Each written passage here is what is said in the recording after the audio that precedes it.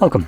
In front of me is an HMD XR21, and today I'll show you how you can boot the device into safe mode.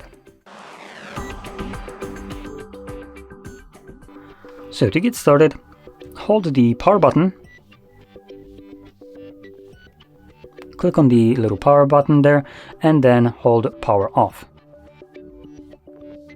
Okay, I'm going to do it once more. Didn't let me actually hold it as the Google overlay was visible, so now when I hold the power off, you can see it changes.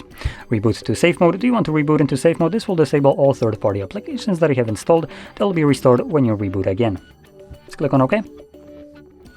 And like the message stated, it's going to reboot the device and boot it into safe mode. Now in safe mode, just to kind of go over the message, only the applications that you have that were pre-installed, came with the device by default, will function right now. Any app that you have installed yourself after the setup will be temporarily disabled, and neither you nor the device can start it up. And this is done so you can troubleshoot your device if you have some kind of app that is causing you problems in normal mode. Putting into this mode obviously would prevent this application from causing you problems, so you can manage it, maybe get rid of it or whatever you need.